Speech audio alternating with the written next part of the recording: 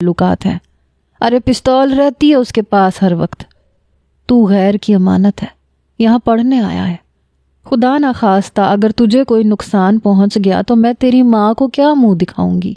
शायद मेरी मेहरबानों की किस्मत में यही लिखा है, और लिखे को तो कोई टाल नहीं सकता, मैं भी नहीं। मरे मरे कदम उठाती हुई वो अपने कमरे में चली गई। पूरे सहन में मेहरबानों की सिसकियाँ, उसकी आहें गूंज रही थीं। मुझे बड़ा बुरा लग रहा था, दुख हो रहा था। मैं ऊपर आ गया अपने कमरे में। नींद भी नहीं आई। अगले रोज़ जब मैं यूनिवर्सिटी से वापस आया तो मेरा खाना लेके मेहरबानो आई। इस बार वो अंदर आ गई। मैं फ़ौरन से खड़ा हो गया, नज़रें झुका लीं। मैंने कहा, आपने जहमत क्यों की? आप मुझे आवाज़ देती, मैं नीचे से आके खाना ले लेता। कहने लगी, वो दरअसल वासिल का जवाबी ख़त मौसूल हुआ है क्या आपको? मैं तो रोज़ डाकिए की राह तकती हूँ, मुझे तो नज़र नहीं आता। गली से गुज़रता है, 4 घरों में ख़त तकसीम करके चला जाता है। मैं पूछती भी हूँ कि हमारे घर के लिए कोई ख़त है, तो कहता है नहीं बीबी, जब आएगा तो दे जाऊँगा। आप डाक खाने जाके पूछें ज़रा। मैंने कहा, मैं दोबारा से ख़त लिख देता हूँ, लेकिन ये है कौन? कहने लगी, कोई है, बस एक यही है जो मुझे इस अनवर नामी बला से बचा सकता है। उसे 4-5 ख़त मेरी तरफ से लिख दें। उसे बताएं कि अनवर ने 1 महीने बाद की तारीख पक्की कर ली है।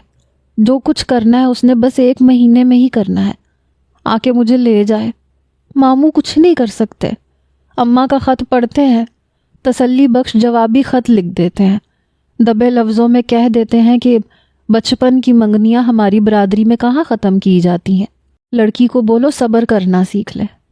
क्या सब्र सिर्फ लड़की की ही किस्मत में लिख दिया जाता है? वो अच्छा नहीं है, शराब पीता है, बदमाशी करता है, मेरे साथ पता नहीं क्या करेगा। हर लड़की अच्छी ज़िंदगी के ख्वाब देखती है, क्या मेरा हक नहीं है अच्छी ज़िंदगी पे? मैंने कहा, पूरा हक है, आप कहें तो मैं केस कर देता हूँ उस पर।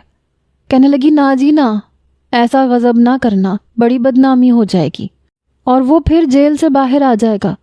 बताया तो है बड़े बदमाशों से ताल्लुकात हैं उसके। बस आप वासिल को ख़त लिख दें, उसे कहें यहाँ आ जाए। इस बार तो आंसू बहाते हुए कह रही थी। मैंने कहा, जी मैं लिख देता हूँ, आप परेशान ना हो। कहने लगी, बहुत शुक्रिया। ये कह के नीचे चली गई। मैंने 3-4 ख़त लिख दिए और लिखे भी मेहरबानों की तरफ से थे। अब तो मुझे भी जवाबी ख़त का इंतज़ार था, लेकिन जवाबी ख़त नहीं आ रहा था। पता तो मुझे याद हो चुका था, इसलिए अब मुझे मेहरबानों से वो बोसीदा पर्ची लेने की भी ज़रूरत नहीं पड़ती थी जिसमें उस नौजवान का पता लिखा था। लेकिन 15 दिन गुजर गए। हर रोज़ जब वो दोपहर का खाना लेकर आती, शाम की चाय लेकर आती, तो यही पूछती, क्या बात है, कोई जवाबी ख़त मौसूल हुआ आपको? मैं नफ़ी में सर हिला देता। वो बुझे दिल के साथ वहाँ से चली जाती। एक बार नीचे से चीखने चिल्लाने की आवाज़ें आने लगी। यही रात के 1 बजे का पहर होगा। मैं हड़बड़ा के उठ बैठा। मेहरबानो अम्मा अम्मा कह रही थी। मैं डर गया। जल्दी से अपने कमरे से बाहर निकल के सीढ़ियाँ फलांगता हुआ नीचे उतरा। सकीना खाला के कमरे में गया तो होश उड़ के रह गए। मेहरबानो उन्हें हिला जुला रही थी, रो रही थी, चिल्ला रही थी, लेकिन वो बेसुध सी थी। आंखें खुली हुई थीं।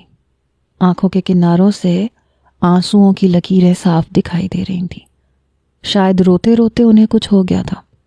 मेहरबानो मुझे देख के कहने लगी, ज़ोरेज़ देखे ना अम्मा को क्या हो गया।